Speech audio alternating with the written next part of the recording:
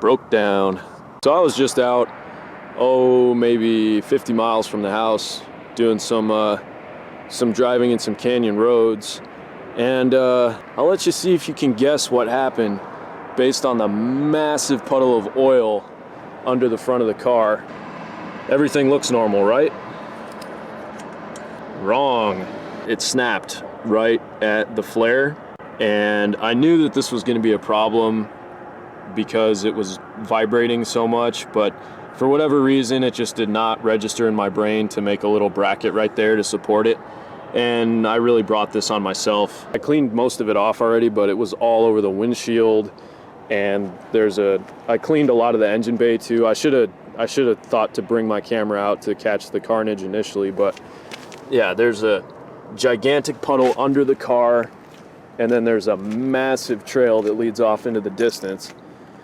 Thankfully, I caught it, and I don't think I did any damage to anything really.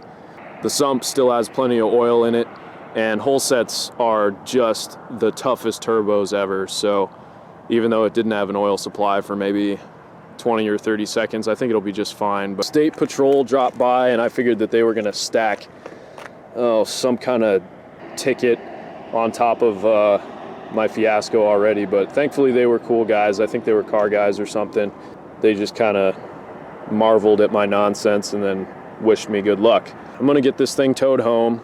Kind of an unfortunate turn of events. Definitely not the time of day for this to happen either. It is about 1 o'clock in the morning now. I really wish I had my tools on me. I think I'm gonna start carrying my flaring kit in the trunk after this fiasco. So I ended up wrapping up the end there and then zip tying it to keep any contaminants out as we're going down the highway. And then I went ahead and did the pipe as well, just because, why not? And I can't really think of anything else I need to cover up. So, yeah. So here we are the following day.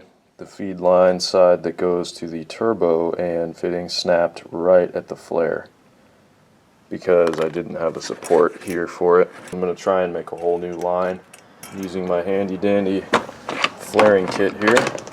So it looks like this is about 31 inches long, so I'm going to cut a little bit extra and then flare an end and start trying to match all these bends and stuff.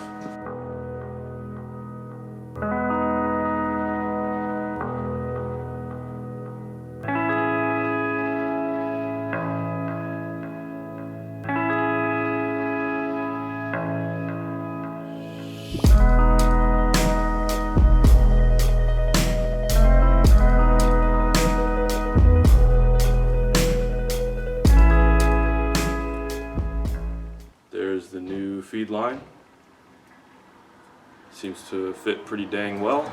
Took me way too long to do this. If I do it again, I'll probably just use a hose. I don't know why I bothered with this, honestly.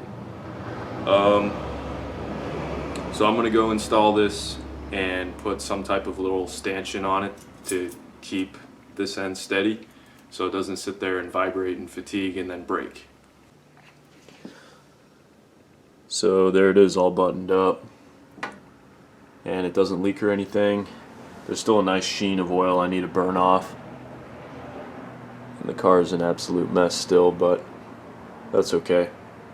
I think I may end up switching to a flexible dash 4 feed because I was kind of messing around with a little extra support in here and it still vibrates, and I think the same thing will just keep happening unless I were to like run it along here and have it have a support at each one of these and then go to the turbo, but I don't really want to deal with that, so I think I might just do a flexible feed instead.